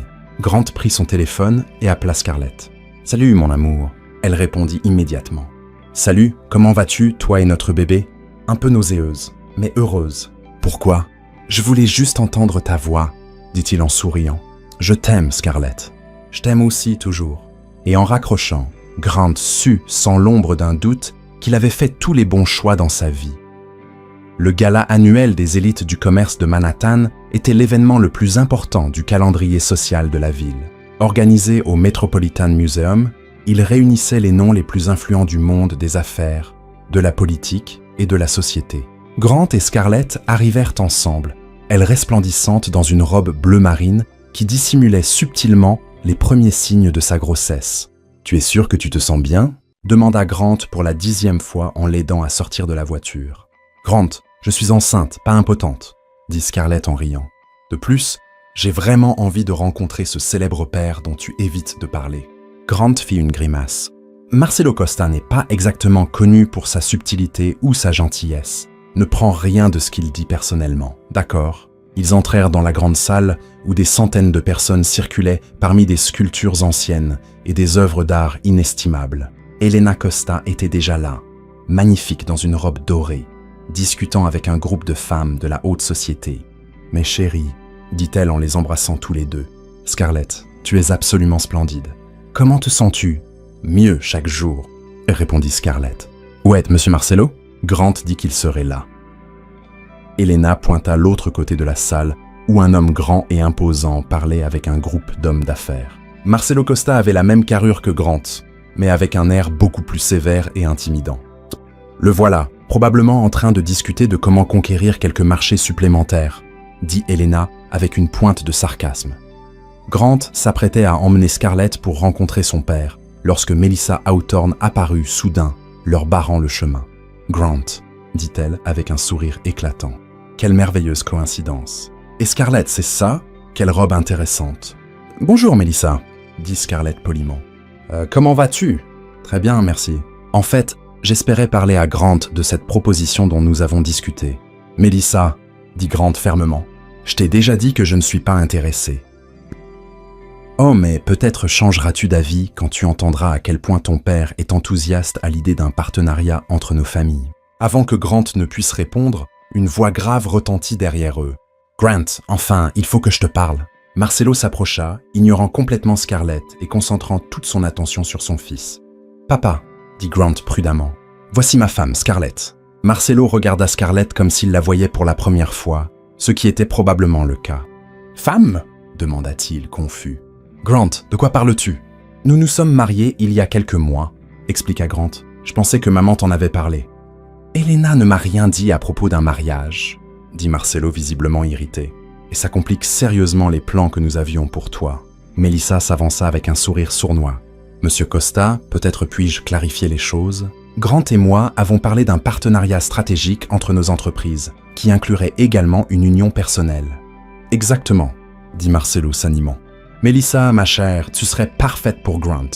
Une fusion entre Costa et Hawthorne Industries serait... Papa, interrompit Grant, élevant la voix.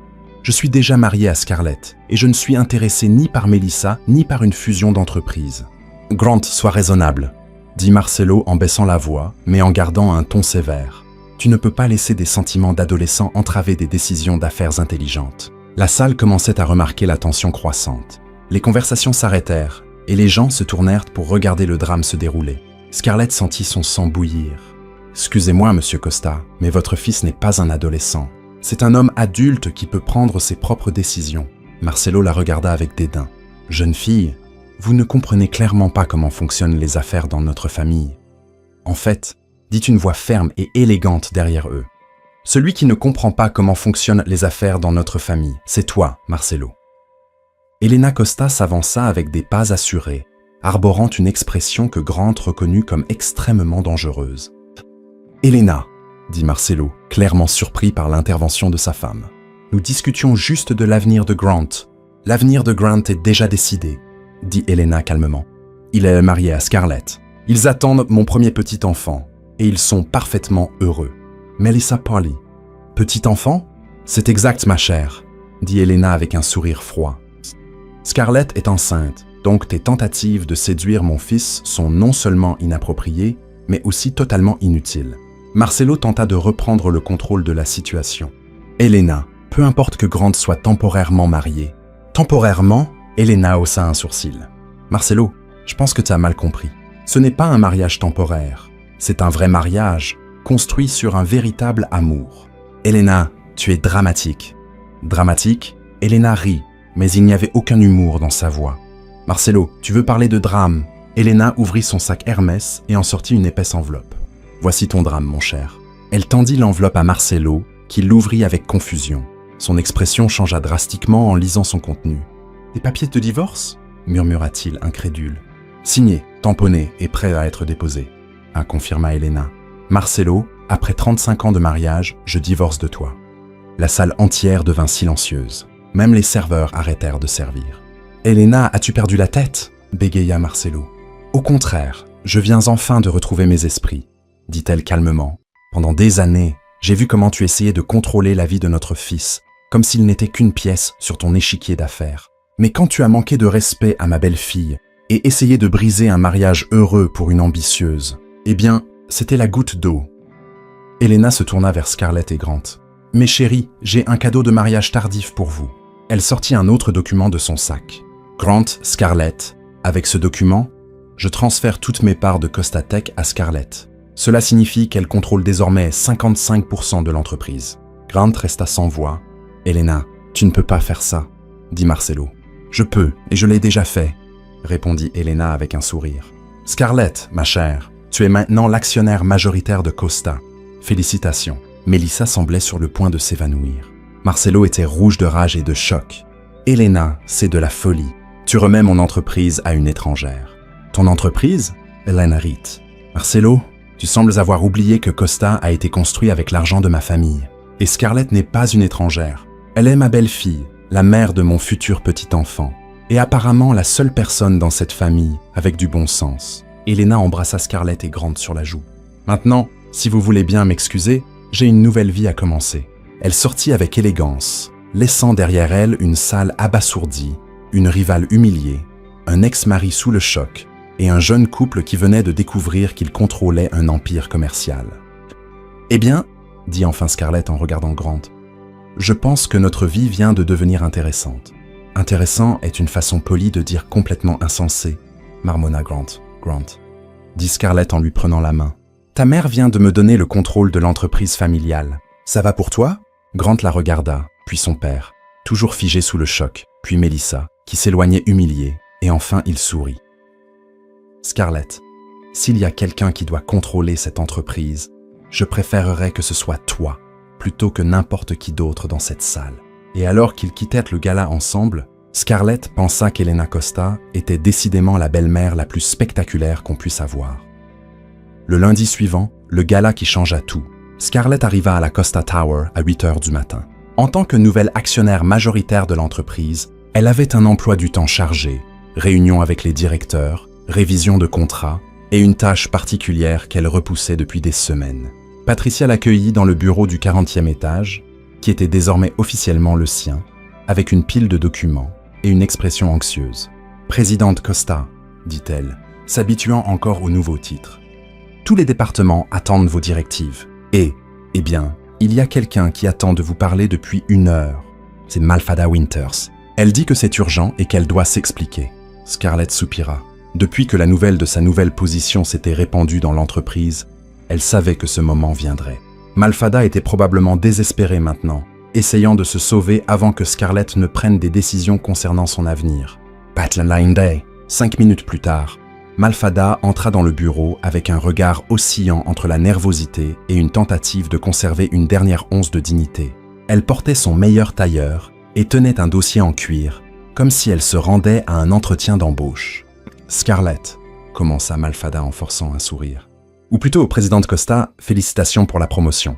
Très méritée. »« Merci Malfada », dit Scarlett calmement, en lui indiquant le fauteuil en face de son bureau. « Asseyez-vous, je vous en prie. » Malfada s'éclaircit la gorge nerveusement. « Scarlett, je suis venu pour clarifier quelques malentendus du passé. Je sais qu'il y a eu des tensions, mais j'espère que nous pourrons avancer et travailler ensemble de manière productive. » Scarlett l'étudia un moment. Il y avait tant de peur dans les yeux de Malfada. Elle ressentit presque de la pitié pour elle. Presque. « Des malentendus », répéta-t-elle lentement. « Est-ce ainsi que vous appelez le sabotage délibéré, les faux documents et les tentatives de ruiner ma réputation professionnelle ?» Malfada Polite. « Scarlett, oui, il y a eu des conflits, mais... » Malfada, interrompit Scarlett doucement. « Pensez-vous vraiment que je ne sais pas que vous m'avez donné de fausses informations avant cette réunion, en espérant que je serais licencié pour que vous puissiez prendre ma place ?» Malfada tenta une dernière défense. « Scarlett, c'est de la paranoïa. Je n'aurais jamais... » Malfada, j'ai des emails, j'ai des enregistrements téléphoniques, j'ai des témoins, dit Scarlett en ouvrant un dossier sur son bureau. Vous n'avez pas été exactement discrète quand vous vous êtes alliée avec Mark pour me nuire. Le bureau devint complètement silencieux. Malfada fixait ses mains, visiblement en sueur, alors Scarlett continua. Arrêtons de prétendre que tout cela n'était qu'un malentendu et faisons face à la réalité de la situation. À cet instant, Grant entra dans le bureau. Désolé d'interrompre, mais Patricia a dit qu'il était important que je sois là. En effet, dit Scarlett en souriant à son mari. Grant, tu te souviens de Malfada, n'est-ce pas? Bien sûr, dit Grant en s'asseyant à côté de Scarlett. C'est elle qui est responsable des faux documents lors de la réunion. Malfada tenta de se défendre. Monsieur Costa, il y a eu un malentendu. Malfada, dit Grant froidement. Passons la partie où vous essayez d'expliquer l'inexplicable. Scarlett, quelle est ta décision? Scarlett prit une profonde inspiration. Elle avait beaucoup réfléchi à ce moment. La partie vengeresse de Scarlett voulait humilier Malfada, détruire sa carrière comme elle avait essayé de détruire la sienne. Mais la partie plus mature savait que cela ne ferait pas d'elle une meilleure personne. « Malfada, dit-elle enfin, vous êtes licenciée. » Avec effet immédiat. Malfada commença à pleurer en silence. Mais Scarlett continua. « Avant que vous ne pensiez que c'est juste une vengeance, je veux que vous sachiez que j'ai beaucoup réfléchi à cela. » Malfada leva les yeux, rouge de larmes. « Que voulez-vous dire ? » Je veux dire que je comprends d'où viennent votre jalousie et votre ambition. Nous venons toutes les deux d'endroits similaires. Nous nous sommes battus pour les mêmes opportunités. La différence, c'est que vous avez choisi de détruire quelqu'un pour avancer. Et moi, j'ai choisi de travailler dur et de faire confiance à mes capacités. Scarlett, Laissez-moi finir, dit Scarlett calmement. Vous avez du talent, Malfada. Vous êtes intelligente, organisée. Et quand vous n'essayez pas de saboter les autres, vous êtes en réalité une employée compétente. Grant observa sa femme avec une admiration croissante, voyant comment elle gérait la situation avec grâce et maturité. C'est pourquoi, continua Scarlett en ouvrant un tiroir de son bureau, voici une lettre de recommandation mettant en avant vos compétences administratives sans mentionner nos conflits personnels, ainsi qu'une indemnité de départ équivalent à 3 mois de salaire. Malfada prit l'enveloppe avec des mains tremblantes. Scarlett, pourquoi faites-vous cela? Parce que tout le monde mérite une seconde chance, dit Scarlett. Et parce que s'accrocher à la rancune ne fait de mal qu'à celui qui la porte, pas à celui qui l'a causée. Je ne mérite pas votre gentillesse, murmura Malfada. Peut-être pas, mais je mérite la paix de savoir que j'ai fait ce qui est juste, répondit Scarlett. Malfada, vous avez le potentiel de réussir, mais vous devez arrêter de voir les autres femmes comme des ennemis et commencer à les considérer comme des alliés possibles. Grant se pencha en avant. Malfada, la jalousie que vous avez entretenue n'a plus sa place ici. Scarlett vous offre une sortie digne. Je vous suggère de la saisir et de l'utiliser comme une chance de grandir. Malfada essuya ses larmes. Vous deux êtes de meilleures personnes que je ne le pensais. Nous ne sommes pas meilleurs que quiconque, dit Scarlett doucement. Nous essayons juste d'être meilleurs qu'hier. Scarlett, dit Malfada en se levant, je suis désolé pour tout, pour la jalousie, le sabotage, pour avoir essayé de détruire quelque chose que vous avez construit par votre propre mérite. J'accepte vos excuses, Malfada, et j'espère sincèrement que vous trouverez un endroit où vous pourrez utiliser vos talents de manière positive sans avoir besoin de faire du mal à qui que ce soit. Puis-je vous demander quelque chose? Bien sûr. Comment pouvez-vous ne pas me haïr après tout ce que j'ai fait? Scarlett lui adressa un sourire doux, parce que la haine est un poids que je choisis de ne pas porter. Et au fond, je sais que votre colère n'était pas vraiment dirigée contre moi.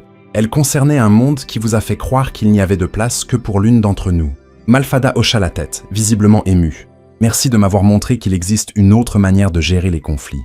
Maintenant, dit Scarlett, vous avez 1 heure pour emballer vos affaires. Patricia vous accompagnera pour s'assurer que tout se passe bien. Après le départ de Malfada, Grant regarda Scarlett avec une profonde admiration. Tu vois, c'était incroyable. J'ai été juste, le corrigea-t-elle. Grant, si j'avais cherché à me venger, je serais devenu comme elle. Et ce n'est pas qui je veux être. C'est pourquoi je suis tombé amoureux de toi, dit-il en lui donnant un doux baiser. Tu choisis toujours le chemin le plus difficile, mais le bon. De plus, ajouta Scarlett avec un sourire. Maintenant qu'elle n'est plus là pour causer des problèmes, je peux me concentrer sur ce qui compte vraiment. Quoi donc? Faire de cette entreprise un endroit où des gens comme Sophia peuvent s'épanouir, où le talent est reconnu quel que soit le nom de famille, et où notre enfant pourra être fier de l'héritage familial. Grant la serra dans ses bras. Notre enfant va avoir la maman la plus sage du monde. Par la fenêtre, ils regardèrent Malfada quitter le bâtiment avec sa boîte d'affaires personnelle. Il n'y avait ni triomphe, ni satisfaction dans cette scène. Juste la fermeture d'un chapitre et le début d'un autre. « Tu sais ce qui est drôle ?» dit Scarlett. « Quoi ?» Il y a quelques mois, j'étais juste une coordinatrice d'événements essayant de survivre à Manhattan. Maintenant, je suis ici, enceinte, mariée, à la tête d'une entreprise, et vraiment heureuse. Ma mère dit toujours que quand tu choisis l'amour plutôt que la peur, l'univers travaille en ta faveur. Ta mère est une femme sage, et tu le deviens aussi. 6 mois après l'épisode avec Malfada, Scarlett était dans son bureau à la Costa Tower, en train de revoir les rapports trimestriels, lorsque Grant apparut à la porte avec un regard mystérieux et un bouquet de roses rouges. « Grant !» dit-elle en le regardant par-dessus ses lunettes de lecture. « Que fais-tu ici en plein milieu de l'après-midi ? Je suis venu kidnapper ma femme pour un rendez-vous très important, dit-il avec un sourire. Quel rendez-vous ? Mon emploi du temps est plein jusqu'à 18 heures. Patricia a déjà tout libéré, dit-il en lui tendant la main. Me fais-tu confiance ? Scarlett regarda son mari, notant à quel point il semblait à la fois nerveux et excité. Enceinte de 7 mois, elle rayonnait, et Grant semblait tomber un peu plus amoureux d'elle chaque jour. Toujours, One dit-elle en prenant sa main. Ils prirent l'ascenseur jusqu'au toit de la Costa Tower, un endroit que Scarlett visitait rarement. Lorsque les portes s'ouvrirent, elle resta bouche bée. Le toit avait été transformé en un jardin magique avec des lumières dorées suspendues entre des arbres en pot, des pétales de roses éparpillés sur le sol, et une vue à couper le souffle sur Manhattan au coucher du soleil. « Grant », murmura-t-elle, « qu'est-ce que c'est que tout ça ?» Il la conduisit au centre de la terrasse, où se dressait une arche décorée de fleurs blanches et dorées. « Scarlett », dit-il en s'arrêtant et en se tournant vers elle. « Il y a 8 mois, nous nous sommes mariés parce que ma mère nous y a forcés. C'était par convenance, sous la pression, et à cause de circonstances complètement folles. « Grant, laisse-moi finir, » dit-il avec un sourire nerveux. « Aujourd'hui, je veux t'épouser à nouveau, mais cette fois par amour, par choix, parce que je ne peux pas imaginer ma vie sans toi et notre famille. » Grant s'agenouilla et sortit une petite boîte en velours de sa poche. Lorsqu'il l'ouvrit, il y avait une bague en diamant éblouissante, simple et élégante. « Scarlett Miller Costa. »« Oh, dit-il, la voix tremblante. Veux-tu m'épouser, pour de vrai cette fois ?»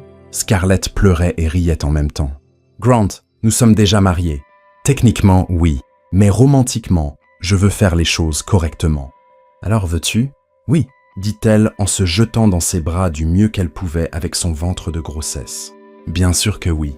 Alors qu'ils se séparaient du baiser, Elena Costa apparut soudain de nulle part, applaudissant et pleurant d'émotion. « Mais chérie », s'exclama-t-elle, « enfin une vraie demande dans cette famille. Maman !» rit Grant. « Tu étais cachée ici tout ce temps ?» Bien sûr, il fallait que quelqu'un immortalise ce moment, dit-elle en faisant signe à un photographe professionnel qui s'avança discrètement. « Elena », dit Scarlett en riant, « vous ne cessez jamais de nous surprendre. Ma chérie, la vie est trop courte pour ne pas célébrer les moments spéciaux. Et à propos de célébrer, que diriez-vous d'un vrai mariage dans 3 semaines ? 3 semaines plus tard, Central Park était décoré comme un conte de fées. La cérémonie eut lieu en plein air près du lac, avec 200 invités, dont la famille Miller, qui avait fait le voyage spécialement pour l'occasion, et pratiquement toute l'élite de Manhattan. Scarlett était dans une suite de l'hôtel Plaza, avec Lisa qui l'aidait à se préparer. Sa robe de mariée était une création exclusive qui épousait parfaitement son ventre de 8 mois, faite de soie ivoire avec des broderies délicates. « Tu es absolument magnifique », dit Lisa en ajustant le voile. Qui aurait cru que ce fiasco au café se transformerait en un mariage de conte de fées ? Lisa, merci d'être là, d'être ma demoiselle d'honneur, de ne pas penser que je suis folle de me marier 2 fois avec le même homme. Scarlett, tu rayonnes de bonheur. C'est tout ce qui compte, dit Lisa en la serrant doucement dans ses bras. Et puis, combien de personnes peuvent dire qu'on les a forcées à se marier et qu'elles sont ensuite tombées follement amoureuses ? Rachel, la sœur de Scarlett, entra avec le bouquet. « Scar, papa est en bas en train de pleurer parce qu'il va t'accompagner jusqu'à l'hôtel. » Maman essaie de le consoler, mais elle pleure aussi. Et Grant, nerveux comme un ado à son premier rendez-vous. Rachel rit. Elena essaie de le calmer, mais je pense qu'elle est plus nerveuse que lui. Une demi-heure plus tard, Scarlett marcha sur le tapis rouge vers l'hôtel, avec Robert Miller à son côté. Grant attendait sous une arche de fleurs blanches et dorées, vêtu d'un smoking impeccable et arborant un sourire qui illuminait tout son visage. Lorsqu'elle atteignit l'hôtel, Robert embrassa son front et murmura « Je suis fier de toi, ma chérie. » Très fier, Grant prit les mains de Scarlett. Et cette fois, lorsque l'officiant demanda s'ils se prenaient mutuellement pour époux, il n'y avait ni doute, ni menace, ni convenance. « Je le veux !» dirent-ils tous les deux, les larmes aux yeux et des sourires sincères sur le visage. Lorsqu'ils s'embrassèrent en tant que mari et femme pour la 2e fois, mais la première par véritable amour, tout le public éclata en applaudissements. Elena Costa était au premier rang, pleurant ouvertement et chuchotant à Margaret Miller. Mon plan a parfaitement fonctionné. Je savais qu'ils étaient faits l'un pour l'autre dès le premier jour. « Madame Costa » rit Margaret. « Vous êtes un Cupidon très habile. Ma chère, appelez-moi Elena. Nous sommes une famille maintenant. » À la réception, qui se tenait dans la salle de bal du Plaza, Grant et Scarlett partagèrent leur première danse en tant que couple véritablement amoureux. La chanson était « At Last » d'Etta James, et ils dansaient lentement, prudemment à cause de la grossesse, mais complètement perdus dans les yeux l'un de l'autre. « Madame Costa » murmura Grant à son oreille. « Comment te sens-tu d'être officiellement ma femme ?»« Comme avant » me dit-elle en souriant. « Sauf que maintenant, j'ai une magnifique bague pour le prouver. Et dans quelques semaines, nous aurons un bébé pour compléter notre famille folle. » Grant, es-tu heureux ? Vraiment heureux, Scarlett. Il y a 8 mois, j'étais un bourreau de travail solitaire qui organisait ses livres par couleur. Aujourd'hui, je suis un homme marié avec une femme incroyable, attendant notre premier enfant et partageant le contrôle d'une entreprise avec la personne la plus intelligente que je connaisse. Donc, oui, je suis plus qu'heureux. Je suis complet. Pendant le discours d'Elena, elle leva son verre de champagne. Scarlett buvait du jus de raisin et dit « Il y a quelques mois, mon fils Grant était un homme très sérieux qui avait besoin de quelqu'un pour secouer sa vie trop organisée. Scarlett était une femme déterminée qui avait besoin de quelqu'un pour la soutenir inconditionnellement. Parfois, le destin a besoin d'un petit coup de pouce. » Hanel fit un clin d'œil. Mais à la fin, l'amour trouve toujours son chemin. Lisa prononça son discours de demoiselle d'honneur. « J'ai rencontré Scarlett il y a 5 ans et je ne l'ai jamais vue aussi heureuse qu'elle l'a été ces derniers mois. Grant, tu as transformé ma meilleure amie en la version la plus rayonnante d'elle-même. Et Scarlett, tu as transformé un PDG sérieux en un homme qui rit aux éclats et mange des pâtes avec les mains. Vous deux êtes la preuve que les meilleurs mariages commencent par les histoires les plus improbables. » Quand la fête se termina, il était déjà tôt le matin. Scarlett et Grant montèrent dans la suite présidentielle de l'hôtel, épuisés mais rayonnants. « Grant, dit Scarlett en enlevant ses chaussures et en se laissant tomber sur le lit. Notre bébé va naître dans un monde où ses parents se sont rencontrés parce que sa mère a crié sur son père en pensant qu'il était quelqu'un d'autre. C'est toute une histoire à raconter quand il grandira. Grant rit en desserrant sa cravate. « Penses-tu que nous serons de bons parents ?» Il s'allongea à côté d'elle, posant sa main sur son ventre. « Scarlett, si nous avons pu transformer un mariage forcé en une véritable histoire d'amour, nous pouvons tout faire. » Cette nuit-là, tandis que Manhattan scintillait en contrebas, Scarlett et Grant s'endormirent dans les bras l'un de l'autre, sachant qu'ils avaient retrouvé quelque chose de rare et précieux. Un amour né du chaos, renforcé par l'adversité et épanoui grâce à une compréhension mutuelle. Et quelque part dans la ville, Helena Costa souriait dans son appartement, satisfaite de savoir que parfois, juste parfois, intervenir dans la vie de ses enfants peut mener à quelque chose de merveilleux. Que pensez-vous de l'histoire de Scarlett et Grant? Partagez vos pensées dans les commentaires. Sur une échelle de 0 à 10, comment noteriez-vous cette histoire? Abonnez-vous à la chaîne et cliquez sur la cloche pour ne manquer aucune de nos histoires. Et prenez un moment pour découvrir d'autres récits émouvants en cliquant ici sur l'écran de fin.